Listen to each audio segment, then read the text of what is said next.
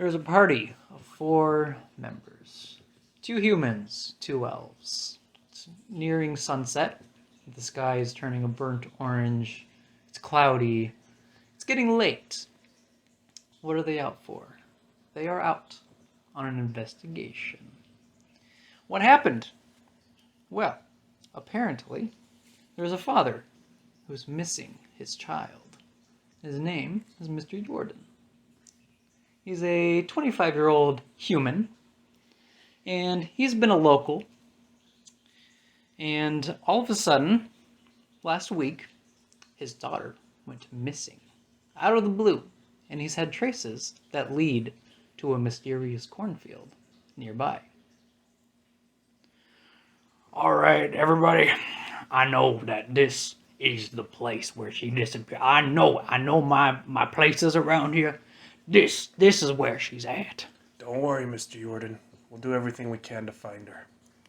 The 2 elves in front, they know how to track. They know their trails. But even then, Mr. Jordan still takes the lead.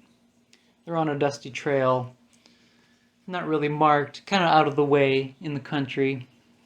They're following along this broken down wooden fence.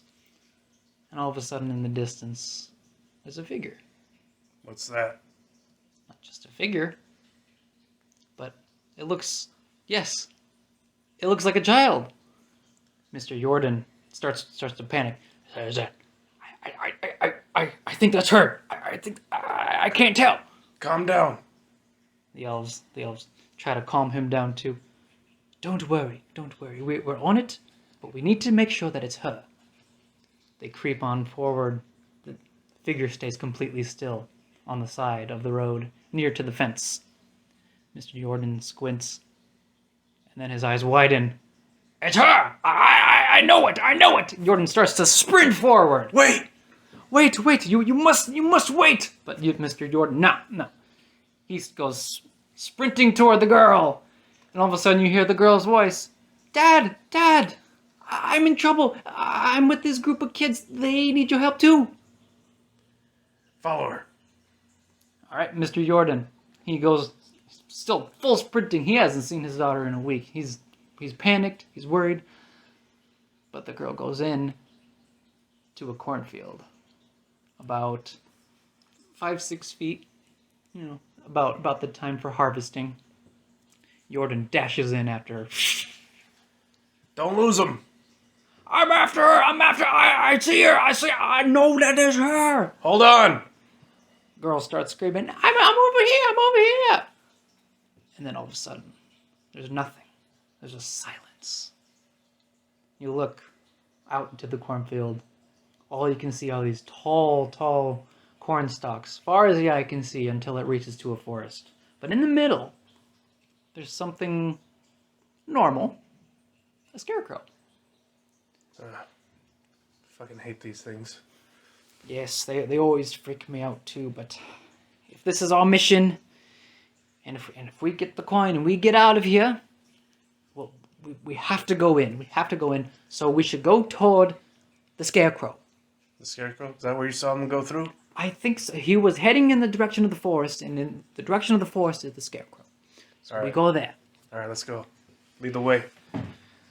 The 3 companions go into the field, brushing aside left and right. And all of a sudden you hear the girl scream again, over here! But you don't hear Mr. Jordan. All right, let's go with caution. You slowly make your way forward, and all of a sudden you hear rustling to the right. Again, but it's soft, and you don't hear any footsteps. What the hell was that? Something's about us. I think something is surrounding us. We must be careful. We must go forward. All right, on your 6. Company goes forward. Both brothers ahead of you. All of a sudden the rustling comes from the left. And then to the right. I think we're getting surrounded. You turn to the left. Brothers turn to the left. Nothing. But then you turn to the right. There's a second scarecrow.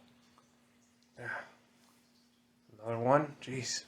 Not only is this peculiar, but it's 20 feet away. How did that spring up? You look ahead. The same scarecrow is ahead of you. But to the right, another one has just sprung up. Huh. Not sure what's going on here. You go up closer to investigate. You look at the straw. It seems normal, but wait a minute. There's a little difference in the straw. Usually straw is supposed to be like a yellow color to it, but this one seems more orange, and if you recall, the girl had orange hair as well. What the fuck is going on here? One of the elves come in closer. He investigates. Not only is the straw orange, but it's wearing it looks like a blue skirt. An actual skirt. Wow, these people really have weird ways of dressing up their scarecrows. It's creepy as hell. What do you think? I don't know what's going on. I really don't. But Where's Jordan? I don't know. I haven't heard him. I haven't seen him. I don't know what to do. All of a sudden you hear shuffles from behind you. I don't like it. We're getting surrounded. Something's been following us ever since we entered this cornfield. All of a sudden one of the elves realizes that his brother isn't there. He's gone. He yells out, "Brother! Brother, where are you? Brother!" What the hell's going on? And then all of a sudden, another scarecrow. The fuck? The elf comes in closer. Straw can't be silver. Straw isn't silver. That's not it. I'm losing it. I'm going back. I have to go back. No, hey, I have to go calm back. down. I have to go back. Relax. It doesn't matter. He rushes forward into the fields. Shit. Fuck. He runs and runs and runs. All of a sudden, ha! You hear him trip. Hey, you okay? Nothing. Oh, no. You hear a rustle. To the right. Oh, shit. To the left. Behind you. You look behind. There's three scarecrows. Two with silver straw, and one with the orange straw. No way. No. Can't be. You look back toward the fence. The one that you saw from before now is in front of you, and it has black straw. You look around, one at a time, but they keep coming closer, closer, and closer, and closer. I didn't believe them when they told me. You're not real. You can't be real. From the ground, there's a rumbling. You see the soil become loose. And out of the ground, it's me, Kermit!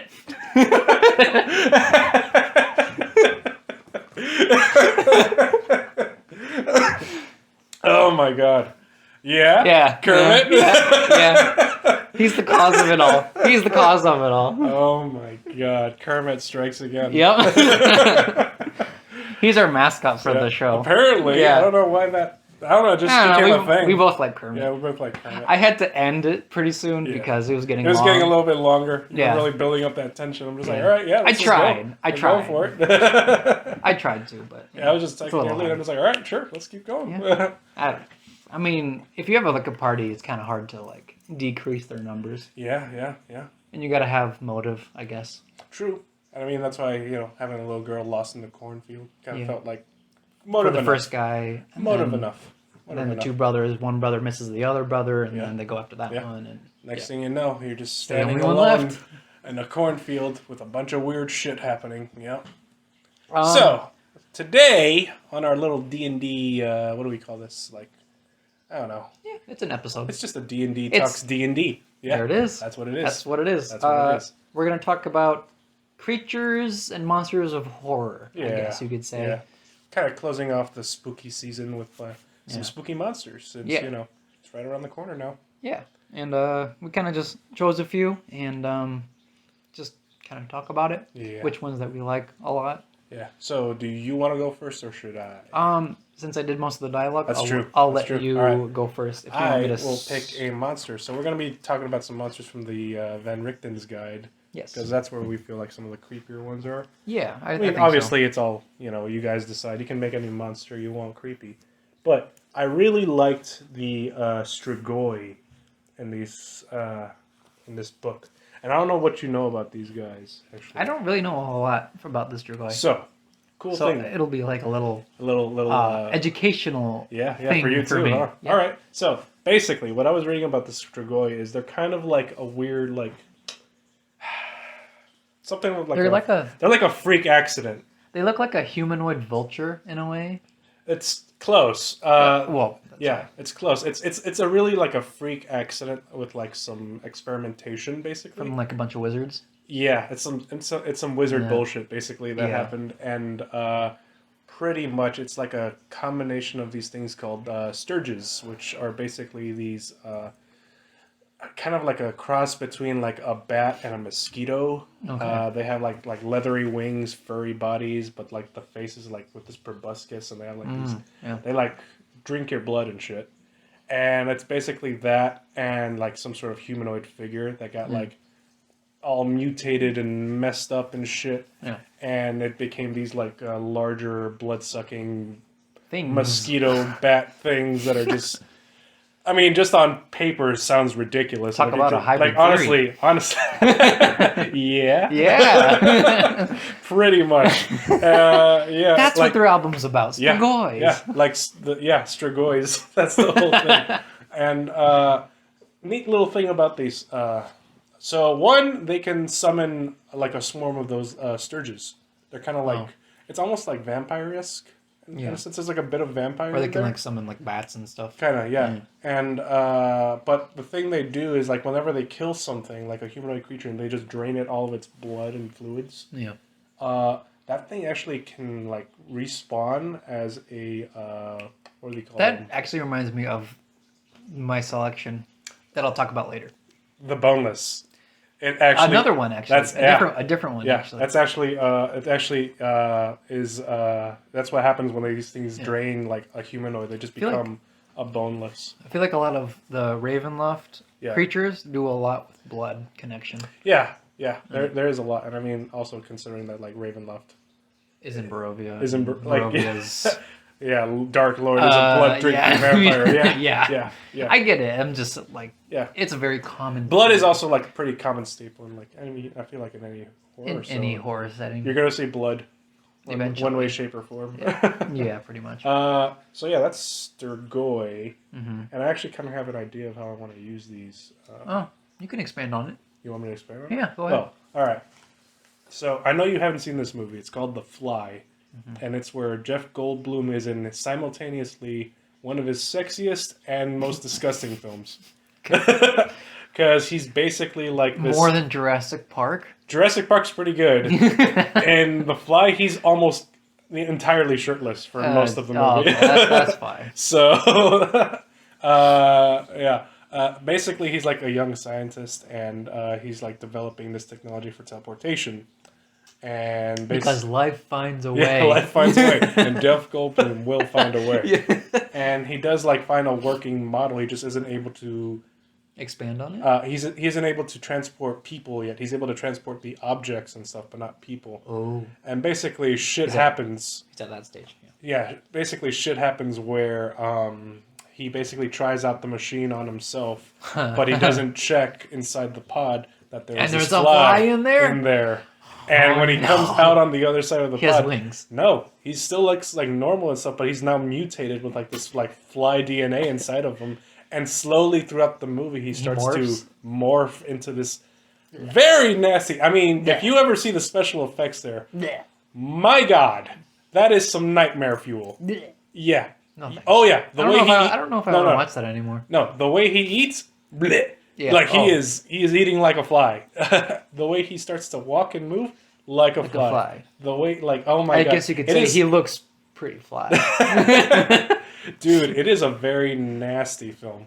I will not lie. And I actually want to basically take those ideas with the Strigoi and have basically a bit of that in a horror setting, that would work. Oh yeah, That would work yeah, very yeah, well. Yeah, I am excited. Cue to- boss fight music. Yeah. No, dude, I just start playing like the Beethoven fucking Bumblebee music. Oh yeah. Yeah, legit. Like, oh god, where is he? Oh, it's the worst. It's a fireman. It's a hell of a movie, and I actually was inspired to use these monsters that way because I feel like it kind of made sense, like to have like this scientist who's trying to find like the way I see it, like for my campaign, I want, or like at least as a little like side quest or a background thing basically, where this like scientist is like trying to find ways to find teleportation, but without an arcane caster. Right. Because like a lot of teleportations in games they have to be through spell casting or some sort of wizard, some sort of magic. And he's like, no, we're gonna find a way to make this available to everybody, not just those assholes in robes and books. He kind of reminds me of like an alchemist in a way. Yeah. Like in a fantasy setting. He's kind of like an inventor. Just trying Tinkerer, to find. Just trying to find ways to basically help the little guys who don't have access to all that fancy, higgledy-piggledy school book learned shit. Pissed off at all the magicians who basically cheat their way through life. And he's like brilliant as hell. He just maybe doesn't have the capability the right mentality. the capabilities for magic for whatever reason. So that's kind of like my bare bones structure for these monsters. No, I like that. That's a good idea. Yeah, I thought that'd be a pretty cool one. Very cool. You have some also to talk about. Yeah. Okay. So like, I had a couple that struck out toward me. One of them is called The Unspeakable Horror. Mm-hmm. His name's Fred, so it's okay.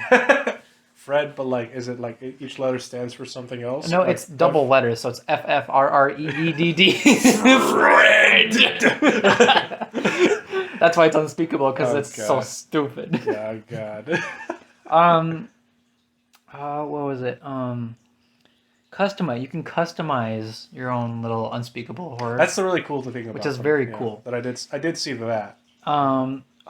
Here. I didn't really see much else about these things other than you can like make your own kind of. Yeah, and it actually it plays into a character's worst fear. So, like, if it's in, say, like this unspeakable horror is in a range, like I think it's like 100 feet range of like say like a party. Right. I think it's like either each of the characters can see something different, like their own fear, or it morphs all together into one. So it's all those things all at the fears once. into like one thing, which is awful to fight against. First of all, which is terrible. We're all fighting our Absolutely worst fears simultaneously, regardless of what you decide. Exactly, So, and it's like one of those villains, Monsters. monsters that are just like. I don't know They're terrifying. I don't know what their intelligence would be like. Intelligence is 3, only 3 with the -4. Monster, probably not a villain. Monster. Yeah. It's just the strength and constitution is high, very high, because like it gets into characters' minds a lot, especially when it feeds on the fear. And it's also like going to be pretty tough. No, that it would be a tough thing to go against, and like if it's necessary, like you have to do it, either that or you're running away, but then it comes after you. I honestly feel like the last place I would want to see one of those things is like in a dungeon somewhere where like I'm just underground and I only have in a cave. Yeah, like where I only really have like one way out, and then for whatever reason I can't get out. Like it blocks the way. Because then on top of the unspeakable horror, maybe now you have claustrophobia, and now the walls are starting to like do this like weird shit. You get like illusions and deceptions. Yeah, all sorts of weird things. Like I don't know, like you could really, that is a nice little thing. You could really like play into like your players' or characters' fears. It can deepen your character. That too. Very much. Oh, It also not only can you customize it, but it also, if you decide not to customize it, it also has 4 different body compositions. So one is aberrant armor, the second one is loathsome limbs. There you go. Third one is malleable mass, and the fourth one is oozing organs. I don't like that one. No. That one's very... No. That one's a lot like The Fly. It probably is. It is. This one is the horror's body boasts exposed entrails, bloated parasites, or a gelatinous shroud. Yeah. I don't know which one I would want. So pretty much all of Preferably its no. all of its organs are on the outside, That's horrible.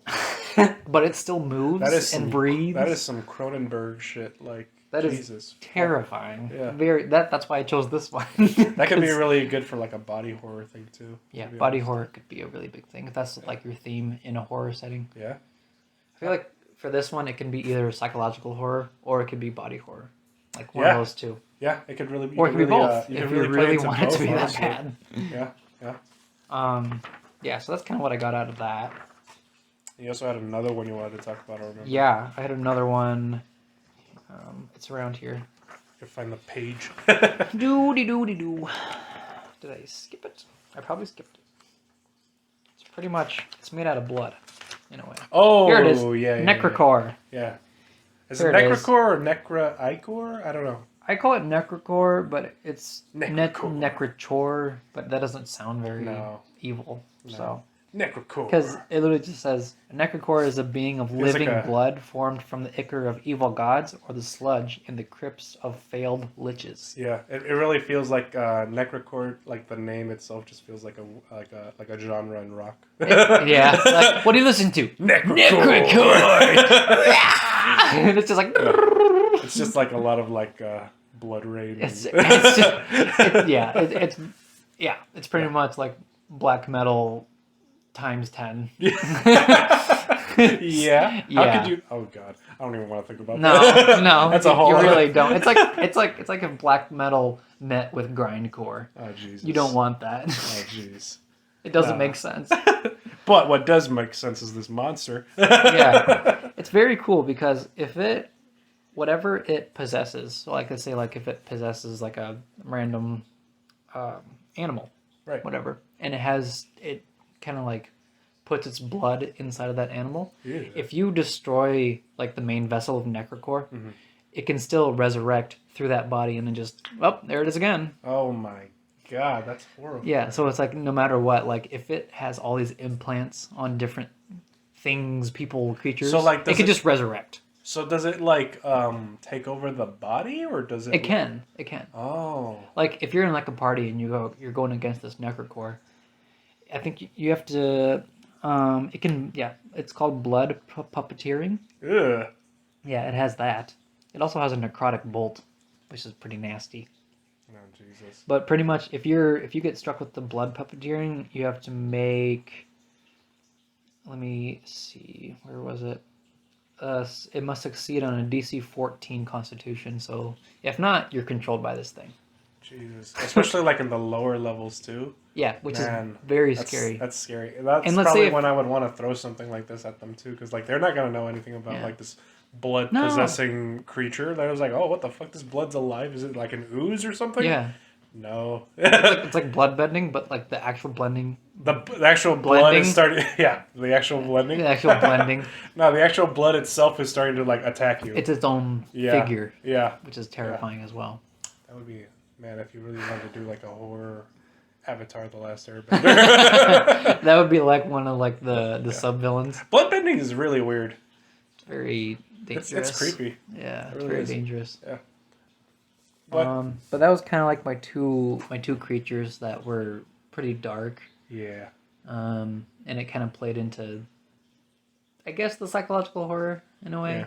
I feel like Yeah. our choices have been very like body horror specific. Yeah, but that's pretty in a sense. scary to like Yeah. confront, I guess. Oh yeah, because like mine for instance is like my idea was gonna be like to have this person or maybe even one of the players slowly become this thing, which is horrifying. Yeah, if you no, think it is. about it, like It's a 'cause gradual possession, legit, literally. like in a sense, yeah, because Yeah. like you Yeah. you basically will start to lose yourself to this thing that you're becoming to, Yeah. and you know it's happening, and you can't do anything to stop it. Yeah, You know, but because you're still thankfully- going on, but you're like, this thing's inside of Yeah, me. yeah. It's not good. Unless you No. like, I don't know, like find some sort of cleric or maybe get like a wish spell, which is like Yeah. a 9th level spell. Like you're not gonna be Yeah. able to find a wish spell like just out of nowhere. So And it's like gonna if be you're- a and very hard process. I and feel. if you find a that's how I cleric, would it's- probably make it. Yeah. Yeah, and if you find a cleric, it's better be a dang good cleric, because Yeah. woo. Yeah, and that's gonna be a very expensive procedure, whatever Yeah. the fuck they gotta do. Well, I mean, possession itself is very hard to get rid of. Yeah, So. I haven't exactly decided how I would go about like curing something like that, but I don't know. If I'm gonna take like my pages out of The Fly, I mean, oof. Well, That movie with Jeff Goldblum did not end well. no, I don't think it would. No, it didn't. But there's also a difference between like something that's transforming your body and something that's transforming your mind. Oh yeah, So yeah, and I feel like maybe I could lean into that a little bit more too if I have it, because you're basically becoming this whole other blood-sucking monster. Yeah. Your mentality's shot. oh yeah. Yeah. So you gotta find something And, that like cures both sides. Yeah. So like mine's like body horror in that sense, and yours is like body horror like on the monster itself. So it's like plus the players being Terrified witness to of something. like this, Yeah.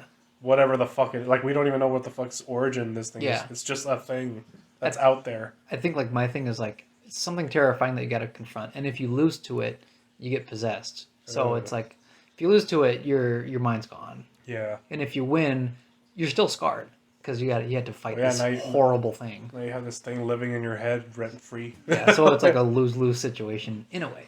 In a way. I mean, you could at least leave with your life, but you're just gonna be all fucked up. Yeah, after that you're just like, what happened? Yeah, like I got it. I'm retiring. I'm done adventuring. You're only like 20. I know. I gotta find something else to do, man. There's literally other professions that I could live long, boring, happy lives. I'm out of here. I will work in a bar and be pissed off every night. Legit. That's fine. I don't care. Get shit faced. That's fine. I don't care. Yeah. It's like I don't have to face this thing. Honestly, who could blame you though? Yeah. And then the necrocore too, just like this bloody ooze type thing. Trying to possess everything. Yeah. Literally anything. And who knows how many other spellcasters out there who have tried to not die and become liches that have failed because they were just like, because hubris, because they think that, oh, I know all this magic, oh, I can do all these things. Of course I'm going to become a lich. I know exactly what I need to do to do it. And then for whatever reason it fails and boom. Which explains why it's like it houses inside of failed liches because they're so full of hatred toward the world. Because like, oh, fuck, I fucked up. Now I gotta fuck it up for everybody. I need to do it again. Yeah. I'm gonna fuck it up for everybody else. Yeah. Oh yeah. I think those are 3 creepy little monsters. And there are so many more. Oh yeah, we could probably. Many more. These episodes could easily be longer. Oh, for sure. But we also got other things. Yeah, we just don't have the time. We don't have the time. But I think that's a good way to end it for now. So it's not a bad. A little short episode, but a little short. But I mean, three creepy monsters that you could use for your D&D campaigns.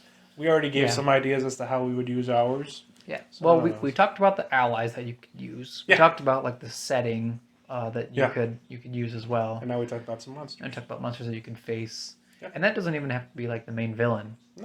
No, literally these are just like I was gonna have mine as like a background thing, like this is just like an NPC that the players get to know, and or help out to like hopefully unlock fast travel, without having to. Maybe they just don't have like an arcane caster who can cast teleport. It's like a reward. So it would be like a potential reward, but there's like if I'm gonna have like this creepy like domain, like it's in a domain of dread, and that's gonna be a theme. So if they wanna, I guess it's just like how far are they willing to go to get this fast travel thing. That's the thing too. It always depends on the characters. Yeah, and I feel like if you're gonna be playing a game like that where like it's like horror themed, you're gonna need to have like high risk but also high reward. Yeah. So, but failure is also like pretty bad. Pretty bad too. Yeah. Like you have to like really fight through hell just to get through like a creature. Said whatever creature you want, but at the end you get some like really cool like feat, or you get a cool like arcane weapon, or you get a. Or sometimes they just like go and make deals with fucking sealed demigod type characters, and they all of a sudden become like part spider. Like they're just able to like climb on walls. I've always wanted to be Spider-Man. Now you literally are a Spider-Man. And then like, you just grow 3 extra limbs. Yeah. Lose all your hair. I am the human spider. That name sucks. Spider-Man's in it now. No. Human spider? That's all you got? Yeah. All right. Well, I think that's a good place to end it for now. So, I we'll think see so. you guys on the next one, or I guess you'll hear us on the next Here one. on the next, And D&D. man, I don't even know what we're gonna talk about next. because out of spooky season, it's just kind of up to us. Yeah, we'll figure it out. Yeah, We'll see. figure it There's out, plenty of other so. stuff we could talk about, and plenty of other stuff coming out too. So That's true. I finally got to look at the other stuff that has been coming out. The Dragon one and the Carnival, the Witchlight. Yeah. yeah. Mhm. So, a bunch of things we could look into there also. New stuff. some point. New stuff. Old stuff. Yeah. Whatever works. We'll figure it out. Whatever we decide, really. Yeah, honestly. It's whatever we feel like in the moment. Yeah. A lot of the time. Yeah. It's just us talking. That's all it is. All right, guys. Well, we'll see you guys later. Gonna get some drinks going pretty soon. So I think it's about time. I think it's about time. All right, y'all. In the next episode of D&D. Talk. D&D. D&D. Bye.